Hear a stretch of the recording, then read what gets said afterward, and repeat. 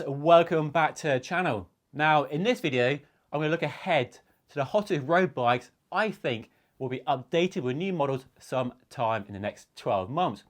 So if you're in the market for a new road bike and one of these bikes is on your shortlist, it might be worth waiting just in case a new model is launched, because nobody likes buying anything new only for a new model to be launched a few days later.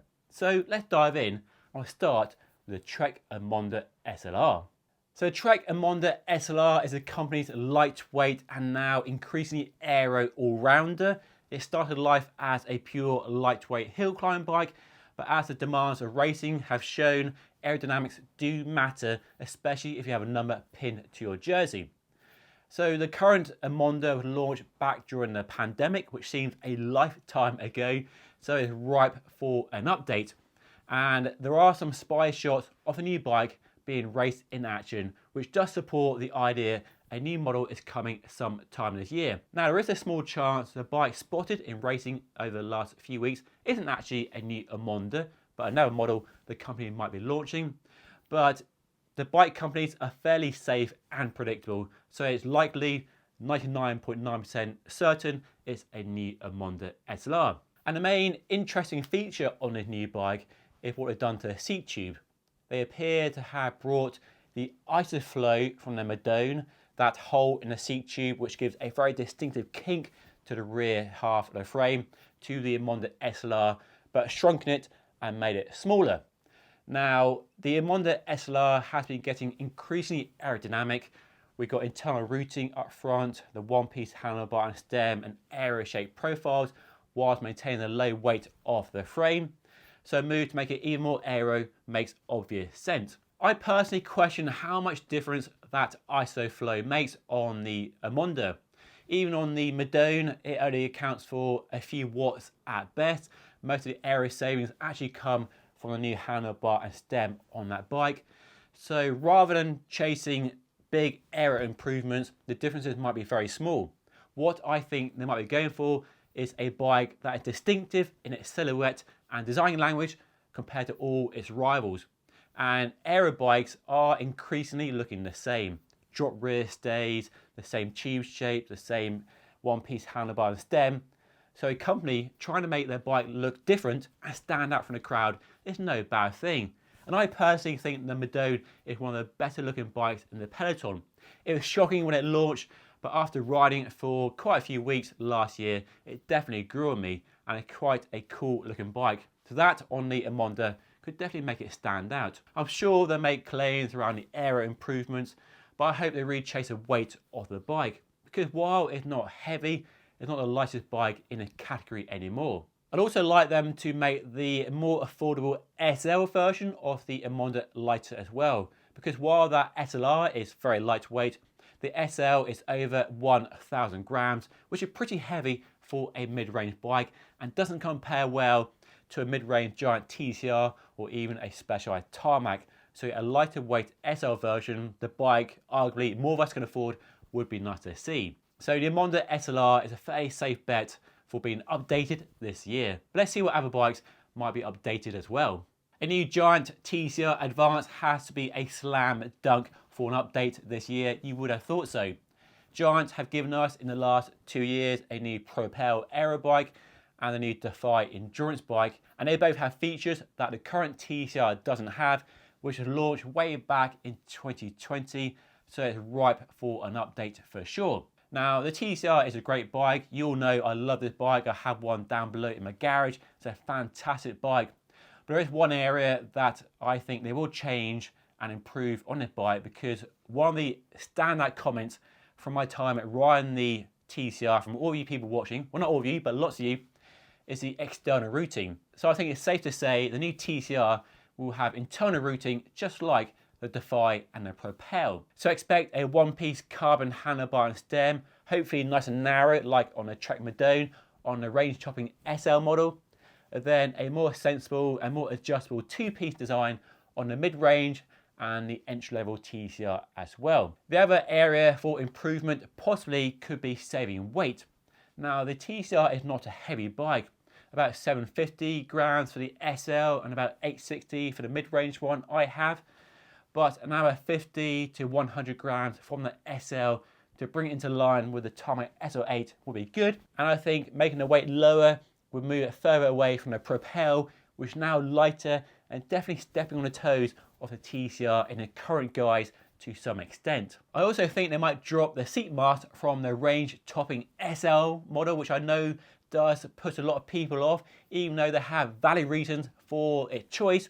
So I think they might drop that on the SL and use a regular seat post, just like on the mid-range Pro and the entry-level TCR. But apart from making the TCR lighter and more aero and integrated, and maybe dropping a seat mast on the SL, I can't really see anything else that needs updating on the TCR. It's that good.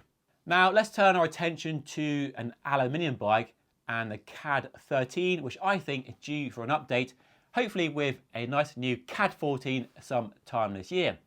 I know carbon gets all the limelight and all the attention, but as many of you know, I have a soft spot for an aluminium frame, and especially the CAAD series, which in my humble opinion is the best example of aluminium done really well. And the CAAD has a long line of history and a strong reputation going back to the CAAD8, the CAAD10 and the CAAD12. And the CAAD13, launched in 2019, was a good bike. It brought us the aero influence from the Super 6 Evo, the carbon bike, but wasn't really as successful as the CAAD12 and the CAAD10 before it. Maybe that's just a sign that aluminium doesn't really resonate with the buying public as much as it used to 10 or 15 years ago. Or maybe it shows the CAAD13 wasn't the right bike and didn't really excite people as much as it could have done. So I'd like to see a new CAAD14 which really excites us, the people who still have a soft spot for aluminium, both for performance, sustainability and also price. And in a world of increasingly expensive bikes, carbon fibre frames take up a big chunk of the price of a modern race bike. And aluminium is generally cheaper to make, so it can bring the price down and make a nice high-end spec more accessible, because that frame material takes up much less of the overall cost. So general improvements to the CAAD13 for a possible new CAAD14 from me would include space for wider tyres, up to 32 or 35 to give it that kind of road to all-road crossover appeal, mudguard mounts to make it a nice year-round option, and then a lighter weight frame. Currently the CAAD13 is about 1200 grams, which is not heavy, but I think the CAAD10 was about 1000 grams. So I like to see the CAAD14 go down to about 1000 grams whilst maintaining a bit of aero. Although to be honest, I give up all the aero in pursuit of a purely lightweight bike and make it sort of an aluminium version of the Specialized Aethos. That would be really exciting. Aluminium as light as possible, really elegant looking frame, some nice details and a good price to boot as well. And rather than skimp on the finishing parts, as bike brands often do, give us a top of the range SRAM red Shimano Dual Race all kit, no expense spared, and of course some more affordable options down the range as well. Another race bike well overdue for an update is the Scott Addict RC. So the Addict was launched in 2019 for the 2020 model year, and I reviewed it in 2021, and generally a very good bike. But things have moved on quite a bit in the last few years in terms of aerodynamics and weight.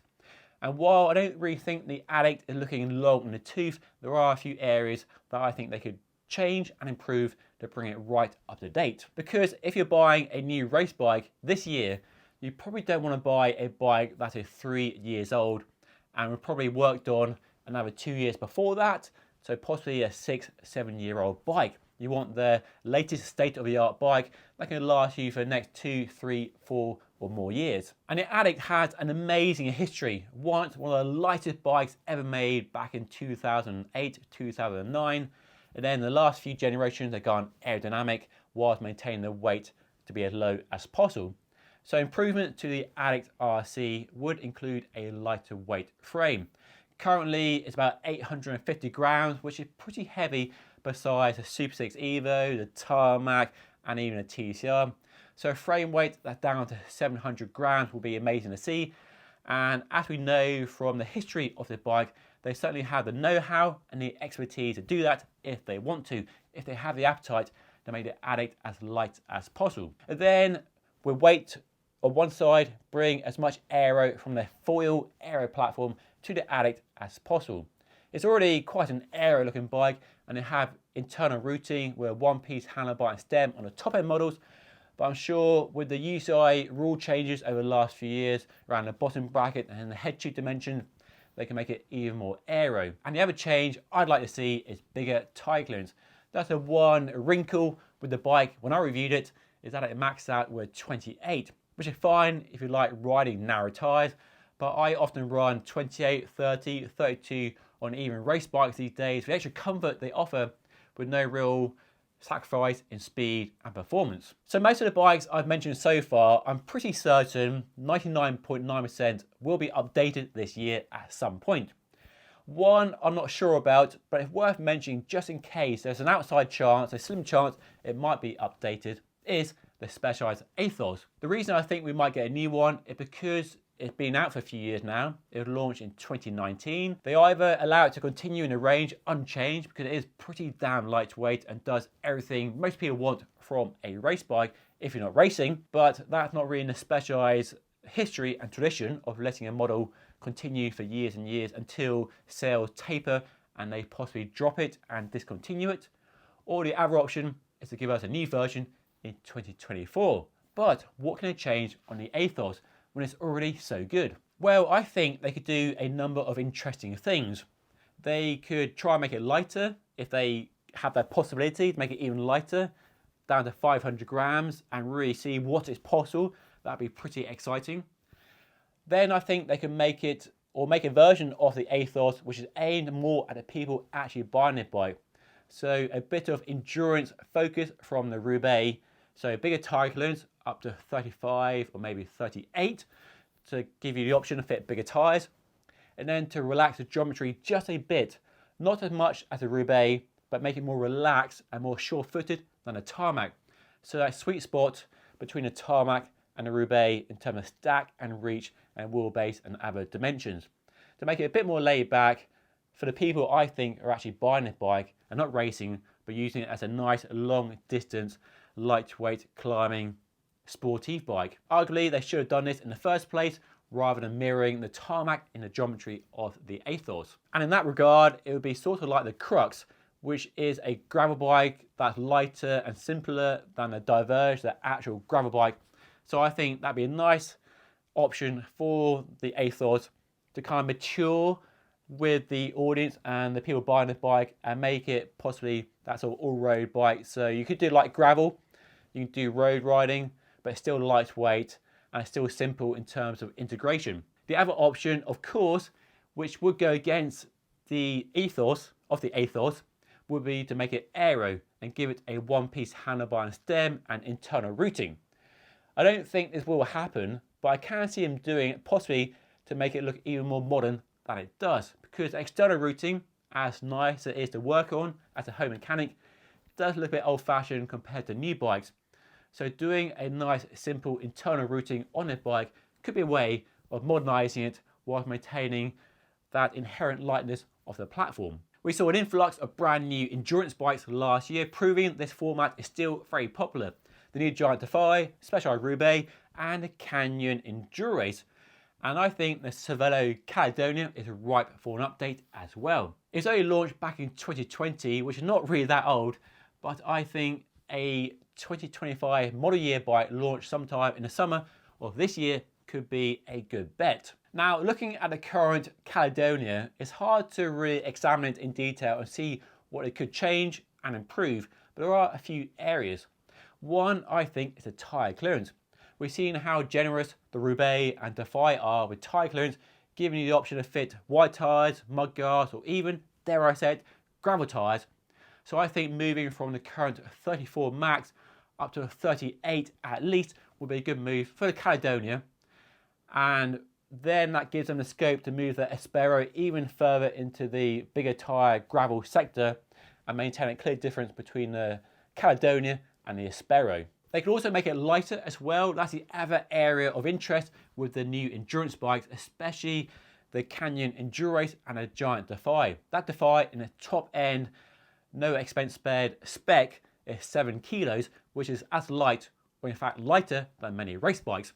And the current Caledonia weighs in at about 950 grams for the lighter version and just over 1,000 grams for the lower end model. So if they take a few hundred grams of weight out of the frame, that could be a good move and make it even sportier and racier. And then, talking racier, the geometry on the bike is more relaxed than a race bike, but it's probably racier and sportier than some endurance bikes. So it could possibly make it even more laid back, kind of stretch out the stack and reach and the wheelbase, just to make it even more sure-footed when you're riding a Sportive or a Gran Fondo compared to race bikes. But chances of a new Caledonia are probably 50-50 to be honest, so I wouldn't put all my money on that bike being updated. They might do the Aspero gravel bike first and then the Caledonia later. And do let me know what bikes you want to see updated this year, but leave a comment down below. And if you want to see some more of the hottest new bikes coming out this year, then do watch the video right up here. But that's all for today. Thank you so much for watching. I'll see you again very soon.